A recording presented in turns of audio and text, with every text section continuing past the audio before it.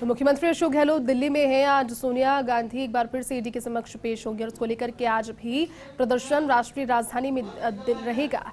तस्वीरें आपको दिखा रहे हैं मुख्यमंत्री का काफिला निकलते हुए।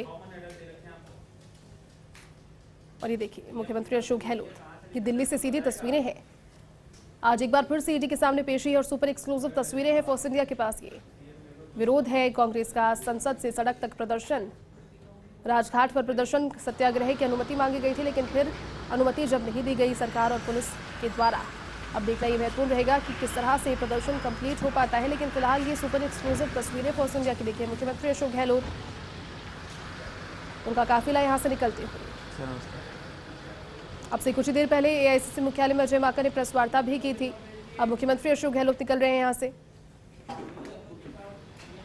और जयपुर के शहीद स्मारक पर भी कांग्रेस का आज सत्याग्रह है, वहां पर भी आज प्रदर्शन रहेगा। नेशनल हेराल्ड केस मामला राहुल गांधी से 5 दिनों तक लगभग 52 घंटे की पूछताछ हुई, जिसके बाद सोनिया गांधी से आज ये दूसरी दफा पूछताछ हो रही है। इससे पहले सोनिया गांधी से पूछताछ हुई थी और इससे पहले जब उन्हें समन भेजा गया था, स्वास्थ्य कारणों की वजह से उस समय उपस्थित नहीं हो पाई थी। और आज एक बार फिर से सोनिया गांधी से ये पूछताछ है। सुपर एक्सक्लूसिव फॉर्स इंडिया की तस्वीरें हैं ये। मुख्यमंत्री अशोक गहलोत का काफिला निकल चुका है और इससे पहले एआईसीसी में अजय माकन ने प्रेस वार्ता की। फिलहाल मीडिया से बातचीत मुख्यमंत्री कर रहे हैं। कोऑपरेट कर रही है, सबको मालूम है। उन्होंने पिछली बार भी कहा था भाई पूछ लीजिए,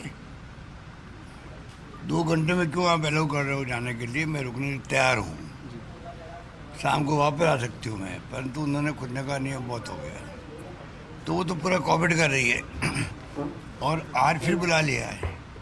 अब कब तक बुलाते रहेंगे वो तो वो जाने, पर इसका लोगों में आक्रोश पैदा हो रहा है। और मैं बार बार कहता हूँ कि ये एजेंसी हमारी बहुत ही प्रीमियर एजेंसी है, देश की मानवीय एजेंसी हैं। सीबीआई, इनकम टैक्स, अब ईडी बन गई, तो इनके जो हमारे डायरेक्टर्स हैं या चेयरमैन हैं, इनको खुद को समझाना पड़ेगा, प्रधानमंत्री जी को भी, अमित शाह जी को भी, कि जिस प्रकार से हम लोग बिहेव कर रहे हैं आम लोगों के साथ में, जनता के साथ में, रेड पड़ रही है बार बार पूरे देश के अंदर, उससे लोग जो है उन लोगों में रिएक्शन भी है। ये फीडबैक मैं समझता हूँ समय आ गया है, ये फीडबैक इन एजेंसियों को खुद को देना चाहिए, हाईकमांड को, इनके जो सरकारी, क्योंकि बहुत ज़्यादा हो गया है, लोगों में भय पैदा हो गया है। और डेमोक्रेसी में इस प्रकार का भय काम का नहीं है, डेमोक्रेसी कमज़ोर होती है उससे। तो इस समय आ गया कि इन एजेंसियों के डायरेक्टर्स को बात करनी चाहिए, गृह मंत्री जी से, प्रधानमंत्री जी से, क्या ऊपर के दबाव से जो हमें बिना तैयारी करने पड़ रही है, रेड करने पहले 1 महीना पहले तैयारी करनी पड़ती है, एक ही करते हैं। संभावना क्या क्या है, कोई कैश मिलने की संभावना है या कोई डॉक्यूमेंट मिलने की संभावना, उसके बाद में तरीके से छापे पड़ते हैं। अभी छापे पड़ते हैं, रात को फ़ोन आता है कल इनके छापे डाल दीजिए, चले जाते हैं। 7 दिन तक वो अंदर बंद रहते हैं, 7 दिन तक वो परिवार वाले दुखी रहते हैं। ये नई ट्रेंड चल पड़ी है। तो कहने का मतलब ये कि गलत इस्तेमाल किया जा रहा है, गलत मैसेज आ रहा है और लोगों में आक्रोश भी है और इस प्रकार तंग कर रहे हैं। एक पॉलिटिकल पार्टी की नेता जो कांग्रेस अध्यक्ष है, जिसके जो प्रधानमंत्री खुद नहीं बनी, डॉक्टर मनमोहन सिंह ने बनाया, उनका हाईएस्ट रेस्पेक्ट है देश के अंदर, उनकी तबीयत भी ठीक नहीं है, तब भी आप उनको बुला रहे हो। मालूम है इनको कि उनका कोरोना भी हुआ, भर्ती भी रही, सीनियर सिटीजन भी है, तो सीनियर सिटीजन को बुलाते भी नहीं। महिलाओं को बुलाना सीआरपी से भी मना है। 15 साल के नीचे उम्र के बच्चों को और महिलाओं को खुद जाके पूछते हैं, उनको घर जाके पूछते हैं सम्मान के साथ में। उल्टा हो रहा है यहाँ पर। तो ये तमाम जो हरकतें हो रही है, मैं समझता हूँ कि लोगों में आक्रोश है। बार बार मेंबर पार्लियामेंट यहाँ आ रहे हैं, धरने दे रहे हैं, आज भी सत्याग्रह कर रहे हैं वहाँ एआईसीसी के अंदर। कल राजघाट में टाइम मांग रहे थे। राजघाट गांधी जी की जगह है, अगर वहाँ बैठ के दिन भर बैठ जाते मान लो कांग्रेस के कार्यकर्ता, उसमें दिल्ली पुलिस को या दिल्ली सरकार को क्या तकलीफ होती बता दीजिए। उसमें हमें अलाउ नहीं किया बैठने, तो हम तो बैठ रहे थे। हम कोई आरएसएस और बीजेपी के लोग हमारी जगह होते, मैंने पहले भी कहा, ये अभी तक तो इनका नेता को इस प्रकार से बुलाया जाता तो आग लगा देते कई जगह तोड़फोड़ करते, हम तो शांति से बैठे थे। उसको ये बर्दाश्त नहीं कर पा रहे, तो पूरा देश देख रहा है, समय आने पर जवाब इनको देगा। सर एक सेकंड सर, सर एक उसमें स्मृति ईरानी की बेटी पे बोलेंगे। स्मृति ईरानी की बेटी पे जो बार को लाइसेंस को लेके वो हुआ है, उनका नाम आया जो गोवा में बंदा जो मर गया उसके नाम से उन्होंने लाइसेंस ले रखे हैं। ठीक है, थैंक यू। मुख्यमंत्री अशोक गहलोत को सुन रहे थे आप। उन्होंने इस चीज़ को एक बार फिर से चीज़ का जिक्र किया जो कि अजय माकन ने भी अपनी प्रेस कॉन्फ्रेंस में बात उन्होंने कही थी। जो कमेटी बनाई है भेजने के लिए वहाँ पर बरसाना के अंदर और हमारे कामा डी के अंदर, वो घटना बिल्कुल दूसरी तरह की है। वहाँ माइनिंग सब लीगल हो रही है, इलीगल नहीं है वहाँ पर। अगर जेपी नड्डा जी को ये भी फीडबैक नहीं है कि वो कोई अवैध खनन नहीं है वहाँ पर, वहाँ अवैध खनन है। 2004 से वहाँ आंदोलन चले, पहले भी सरकार आ गई थी बीजेपी की, फिर आगे हमारी। हमने 100 माइंस जो लीगल माइंस थी, वैध माइन थी, उनको हमने शिफ्ट किया है पहाड़ी के अंदर। पहले भी सरकार चाहे हमारी थी चाहे बीजेपी, इनकी खुद ही पहाड़ी सरकार थी, शिफ्ट किया गया था। अभी भी जो 45 माइंस है वो तमाम लीगल माइंस वहाँ चल रही है, वह कोई इलीगल माइन नहीं है। वो इलीगल माइन का केस ही नहीं है। वो साधु संतों की मांग है कि जो ये पहाड़ जो है जहाँ माइनिंग हो रही है, वो हमारा धार्मिक आस्था का पहाड़ है और उसमें परिक्रमाएं वगैरह होती है हमारी। तो आप सब माइंस यहाँ लीगल भी है तो ही बंद करो। लीगल को बंद करने में थोड़ा टाइम लगता है, क्योंकि हजारों मजदूर काम वहाँ करते हैं, उनको समझ करना होता है। पब्लिक का इकोनॉमी निर्भर करते हैं वहाँ पर, थोड़ा वक्त लगता है, टाइम लगता है। समझ करेंगे, वरना वो रिवोल्ट कर देते। तो हमने बहुत तरीके से जा कर के इसको आगे बढ़ाया और फिर वो आप देख रहे हो क्या घटनाएं, आत्मदाह की धमकी दी गई, फिर ऊपर चढ़ गए टावर पे। उसके बाद में समझौता हो गया, कह दिया गया भाई आपकी मान लेंगे, इस पूरे एरिया को फॉरेस्ट डिक्लेयर कर देंगे।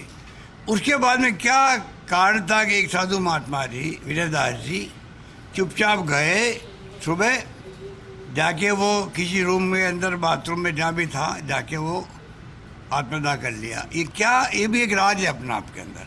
हमने इसीलिए एक प्रिंसिपल सेक्रेटरी की अध्यक्षता में बनाया, एक जांच बैठाई मैंने, पता तो करें भाई कारण क्या था। जब सब कुछ हो गया, प्रेस कॉन्फ्रेंस साधु संतों के साथ हो गई। विश्वेंद्र सिंह जी की जो हमारे टूरिज्म मंत्री वहीं के वो एमएलए हैं, उनके साथ में प्रेस कॉन्फ्रेंस हो चुकी थी। उसके बाद में क्या कारण था कि ये नई घटना हो गई, इसका मैं सबको बहुत दुख है। पर ये राजनीति जो कर रहे हैं, इनको इतने ज्ञान नहीं है कि वो माइंड इलीगल नहीं है। अभी जो मैंने अभियान चला राजस्थान के अंदर बड़े रूप में इलीगल माइन बंद करने का, वो हमें चला नहीं था, पहले भी चलाया था हम लोगों ने। अभी क्या हुआ, एक डिप्टी एसपी लेवल का अधिकारी मर गया हरियाणा के अंदर। हरियाणा के अंदर एक डंपर ने उसको कुचल दिया, वो इलीगल माइनिंग को बंद करवा रहा था। उसको लेके हमें भी बहुत बड़ा फील हुआ, हमारे पड़ोस के अंदर वो एरिया है। तो हमने उसी दिन मीटिंग बुला के कहा कि ये घटना बहुत बड़ी घटना है हरियाणा के अंदर, हम भी क्यों नहीं पहले से ही, ये क्यों नौबत आया कि हमारे यहाँ का कोई पुलिस वाला या कोई अधिकारी या कर्मचारी मारा जाए। इस प्रकार से बड़े रूप में मैंने अभियान शुरू किया। अब ये बीजेपी वाले उस अभियान को जोड़ रहे हैं इस घटना से। जब इस घटना में माइंस भी लीगल माइंस है वहाँ पर, अब इनको कौन समझावे, जनता समझा देगी अब इनको। सर जिस साधु की मौत हुई है, उनकी फैमिलियाँ उसके लिए कुछ सरकार, हमने 5 लाख रुपए तो दिए, उनकी ग्रैंड डॉटर है, उनको हमने घोषणा कर रखी है और वो हम लोग तो उनके ध्यान रख रहे हैं भाई क्या कर सकते हैं उसके लिए। हमें भी दुख है, और बिना कोई कारण के हो गए ना, कोई कारण होता समझ में आता। अब क्या डिले हो गया, इलाज भी कराया, सब कुछ करवाया भाई। पर मेरे पास भी आए थे लोग, मैंने कहा आप निश्चिंत रहो, आपकी बात मान लेंगे। मैंने खुद ने आश्वासन दिया उनको। पर 5 साल में इसलिए लगते हैं कि कम से कम मजदूर भी है, हजारों मजदूर काम करते हैं, उनको समझाना पड़ता है, पब्लिक को समझाना पड़ता है, टाइम लगता है। सरकार में बैठे हुए लोगों को तो इनके क्या फ़र्क पड़ता है, 2 कमेंट कर देते हैं बैठे बैठे। सर इसके लिए कोई जांच कमेटी वगैरह कुछ? कहता हूँ मैं आपको, एक मिस्टर कुंजीलाल मीणा जो हमारा सीनियर ब्यूरोक्रेट है, उसको हमने एक काम सौंपा है इंक्वायरी का। वो पूरी सभी परिस्थिति क्या बनी उस सब की जांच करेंगे, फिर रिपोर्ट देंगे वो। ठीक है, थैंक यू सर।